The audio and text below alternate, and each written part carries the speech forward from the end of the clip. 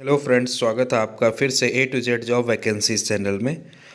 आज मैं आपसे डिस्कस करने वाला हूँ यूके ट्रिपल एस सी के अंडर आने वाली उत्तराखंड एलटी की वैकेंसी के बारे में। एंड तक आप इस वीडियो के बारे में बने रहिए इस वीडियो से और जानिए कि एलटी वैकेंसी कब तक आएगी और कब इसका एग्ज़ाम होगा। देखिए, डिस्कस करते हैं इस चीज़ को आज। तो अभी अभी आपने देखा होगा कि उत्तराखंड ने जो है दो exam, UK triple S C ने जो है उत्तराखंड के दो एग्ज़ाम्स की वैकेंसीज निकाली हैं। एक आपके पास निकाला हुआ है पशुधन प्रसार अधिकारी की पोस्ट, उसी के अंदर जो था सहायक प्रशिक्षण अधिकारी रसायन विज्ञान उद्यान एवं प्रशिक्षण विभाग के अंतर्गत था। और एक वैकेंसी जो आज ही निकाली हुई है वो है आपके पास लोक निर्माण विभाग के अंतर्गत आमीन की भर्ती। अब देखिए, इसके बाद किस वैकेंसी का नंबर होगा यह जानने के लिए देखिए, कुछ दिन पहले जो है उत्तराखंड अधीनस्थ सेवा चयन आयोग ने एक कैलेंडर जारी किया था, परीक्षा कार्यक्रम। उस परीक्षा कार्यक्रम में सहायक कृषि अधिकारी था, स्नातक स्तरीय सामान्य प्रश्न पत्र जो था उसकी वैकेंसीज़ के बारे में डिस्कशन था, जिसका पेपर हो चुका है। सहायक कृषि अधिकारी की वैकेंसीज़ आ चुकी हैं। आबकारी का आपको पता ही है कि फिजिकल चल रहा है। और उसके बाद जो है पशुधन प्रसार अधिकारी और रसायन विज्ञान के जो प्रशिक्षण अधिकारी था उसकी पोस्ट निकलनी थी, वो भी निकल चुकी है। उनकी एग्ज़ाम डेट एग्जैक्टली वही है जो इसमें मेंशन है।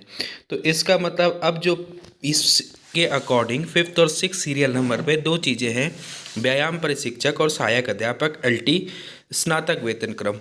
इन दोनों की वैकेंसीज़ का एग्ज़ाम जो है वो आपके पास एक का 25 फैब को और एक का 10 मार्च को था। तो लगभग ये तय माना जा रहा है कि सहायक अध्यापक एलटी की वैकेंसी जब इसके बाद वही नोटिफिकेशन आएगा और जिसका एग्ज़ाम 10 मार्च 2024 को होगा। अब देखिए, डिस्कस करते हैं कुछ अन्य तथ्यों पर भी और जानते हैं कि क्या यह भर्ती हो पाएगी या नहीं हो पाएगी, कौन सी ऐसी चीज़ है जो इस भर्ती को अफेक्ट कर सकती है और क्या यह भर्ती एग्जैक्टली इसी टाइम पे हो पाएगी। अब देखिए, आपके पास जो धन सिंह रावत जी हैं आपके शिक्षा मंत्री, उन्होंने भी कहा था कि हमने सहायक अध्यापक एलटी के जो पद थे 1595 पद, इस पे जो है प्रस्ताव आयोग को भेजा जा चुका है, यानी शिक्षा विभाग की तरफ से पद जा चुके हैं। तो अब वैकेंसीज आना लगभग तय है। लेकिन अभी भी मैं आपको बता दूं कि इसमें एक प्रॉब्लम जो क्रिएट हो रही है वो ये होगी कि पेपर इसका मार्च में हो पाएगा या नहीं हो पाएगा, इस पर संशय बना हुआ है। क्यों? क्योंकि आपको पता है देश में होना है लोकसभा चुनाव। अगर लोकसभा चुनाव के आप देखें तो सीबीएसई का एग्ज़ाम्स जल्दी हो रहे हैं, आईसीएसई के एग्ज़ाम्स जल्दी हो रहे हैं, सारे स्टेट बोर्ड्स के एग्ज़ाम जल्दी हो रहे हैं, मार्च में सारे एग्ज़ाम्स ख़त्म हो रहे हैं। तो लग रहा है कि अप्रैल या मई में जो है आपके पास लोकसभा चुनाव हो जाएंगे। तो अगर आयोग ने एक हफ्ते के अंदर वैकेंसी निकाल दी और एक महीने के अंदर उसका एग्ज़ाम करा दिया तब तो एग्ज़ाम अभी हो पाएगा। लेकिन अगर आयोग ने थोड़ा सा देरी करी एलटी की वैकेंसी निकालने के लिए तो उसका एग्ज़ाम अभी नहीं हो पाएगा। भले भर्ती अभी आ जाए लेकिन एग्ज़ाम नहीं होगा, क्योंकि आचार संहिता लग जाएगी और आचार संहिता में थोड़ा एग्ज़ाम कराना मुश्किल है। तो हो भी सकता है कि आचार संहिता से पहले ही सब कुछ हो जाए, तो ज़्यादा चांसेस हैं कि एलटी की भर्ती जल्द आपको देखने को मिलेगी। और अगर एलटी की भर्ती आती है तो एक अच्छे खासे पद इसमें आएंगे। और ये चीज़ ध्यान रखिए, इस चांस को आप लास्ट मौका मान के चलिए, क्योंकि उसके बाद उत्तराखंड में एलटी की वैकेंसी इतनी जल्दी आपको नहीं देखने को मिलेगी, क्योंकि पद कम होते चले जाएंगे और एक प्रॉब्लम होगी कि छात्र संख्या भी न्यून होती चली जा रही है। तो एक अच्छा मौका आपके पास इस टाइम एलटी बनने का।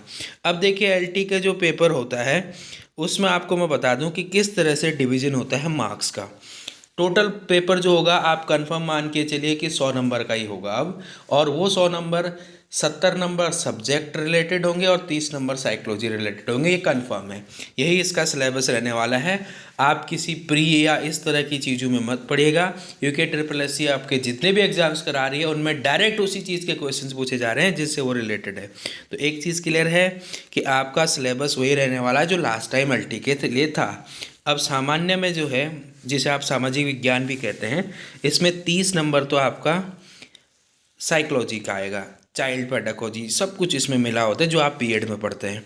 अब इंटरमीडिएट में 7 नंबर इतिहास, 7 नंबर भूगोल, 7 नंबर राजनीति विज्ञान और 7 नंबर अर्थशास्त्र का होगा। स्नातक स्तरीय चीज़ें 11 नंबर का इतिहास, 11 नंबर की भूगोल, 10 नंबर का राजनीति विज्ञान और 10 नंबर का अर्थशास्त्र पूछा जाएगा। तो इस तरह से क्लियर डिवीजन है मार्क्स का एलटी सामान्य में। एलटी गणित की बात करते हैं, फिर से 30 नंबर उधर चले जाएंगे। यहाँ एलटी गणित में ध्यान रखिएगा फिजिक्स और मैथ्स पूछी जाती है। ग्रेजुएशन के जो मार्क्स होंगे मैथ्स के वो 29 होंगे और फिजिक्स के 13 होंगे, जबकि 12th तक के जो है गणित के 20 मार्क्स मैथ्स के और 8 मार्क्स का फिजिक्स पूछा जाएगा। यानी 28 मार्क्स का मैथ्स फिजिक्स होगा जो आपके पास इंटरमीडिएट लेवल का होगा 11th और 12th का, और 29 मार्क्स की मैथ्स और 13 मार्क्स का जो फिजिक्स है वो आपका ग्रेजुएशन लेवल का होगा। तो आप थोड़ा सा चीज़ों को डीप पढ़ना शुरू कीजिए। एलटी साइंस में भी सेम 30 नंबर की साइकोलॉजी। फिर यहाँ देखिए इसमें जो है 3 ब्रांचेज में बढ़ जाता है सिलेबस।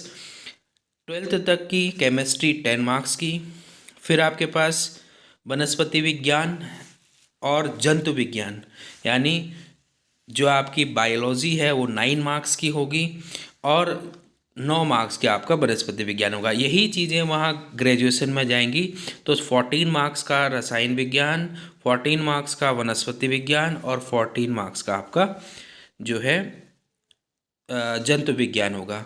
बॉटनी, बायोलॉजी और केमिस्ट्री, ये 3 चीज़ें पूछी जाती हैं एलटी साइंस में। यहाँ आपको फिजिक्स नहीं पूछी जाएगी, फिजिक्स आपको पूछी जाएगी एलटी गणित में।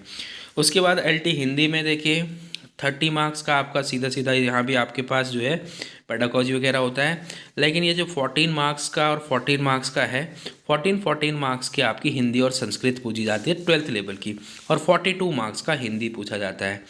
हिंदी में थोड़ा मेरिट ज़्यादा जाती है, देख लीजिए, क्योंकि इसमें हिंदी ही पूछा जा रहा है।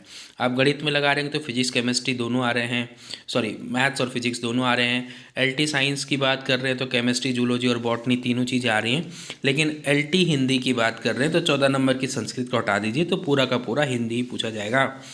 एलटी संस्कृत में देखिए 30 नंबर का साइकोलॉजी हो गया, 28 मार्क्स का संस्कृत और 42 मार्क्स का ग्रेजुएशन लेवल का।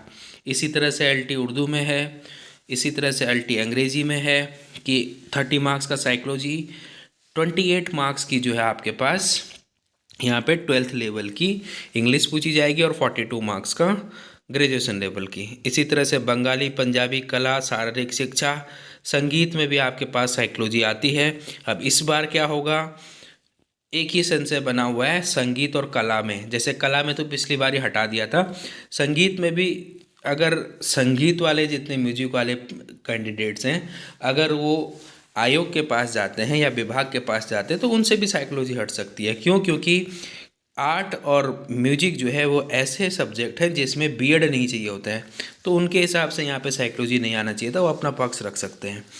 तो इसी तरह से आपके पास ये अलग अलग डिफरेंट सब्जेक्ट्स हैं।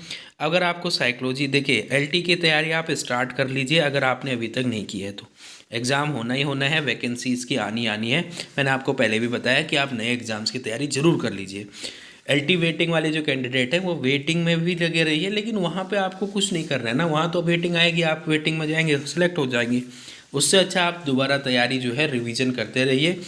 एलटी में सिलेक्शन पाना थोड़ा सा आसान होता है क्योंकि यहाँ पे आपके पास सब्जेक्ट नॉलेज अच्छा है, तो आप नॉलेज गेन करके और जॉब पा सकते हैं। अब इसमें जो भी सब्जेक्ट आएंगे वो अपने अपने सब्जेक्ट के अकॉर्डिंग डिस्क्रिप्टिव सिलेबस जो है UKSSC की वेबसाइट पे मेंशन है, वहाँ पर जा सकते हैं। साइकोलॉजी का सिलेबस इस तरह से रहता है, देखिए बहुत छोटी छोटी चीज़ें साइकोलॉजी में आती हैं, टीचिंग एप्टीट्यूड, पर्सनैलिटी डेवलपमेंट और बुद्धि हो गया, आपका सामंजस्य हो गया।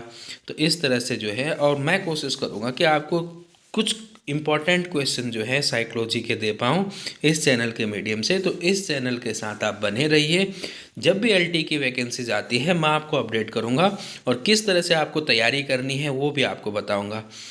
एक ढंग से तैयारी करने से क्या होता है कि सिलेक्शन के ज़्यादा चांसेस होते हैं। फिलहाल आप अपने सब्जेक्ट को स्ट्रॉन्ग करते रहिए और इन मार्क डिवीज़न के अकॉर्डिंग अपने सिलेबस को पढ़ते रहिए, क्योंकि आज नहीं तो कल वैकेंसीज आनी है। आप अपनी तैयारी पूरी रखिए, जैसी वैकेंसी आएगी तो अगर आचार संहिता से पहले एग्ज़ाम कराना होगा तो आपको 1 महीने का टाइम ही मिलेगा और आपकी एग्ज़ाम्स हो जाएंगे। तो जल्दी से जल्दी आप प्रिपरेशन स्टार्ट कीजिए। अगर आपने स्टार्ट नहीं किया है, अगर आपकी प्रिपरेशन डन है तो रिवीजन कर लीजिए, प्रैक्टिस सेट लगा लीजिए पिछले प्रीवियस ईयर क्वेश्चंस के, और डिफरेंट सोर्सेज से जो है डिफरेंट तरह के क्वेश्चन को सॉल्व करने की कोशिश कीजिए। तो थैंक्स फॉर वॉचिंग अगेन। अगर आपने सब्सक्राइब नहीं किया है चैनल को तो सब्सक्राइब कर लीजिए। मैं आपके लिए एलटी की कोशिश करूंगा कि जो टीचिंग एप्टीट्यूड की क्लासेस है वो लेके आऊँ, खासकर एक ऐसा कलेक्शन बनाऊं जो प्रीवियस ईयर से भी रिलेटेड हो और अपकमिंग एग्जाम्स में इम्पॉर्टेंट हो। तब तक के लिए thanks, good luck for the preparation.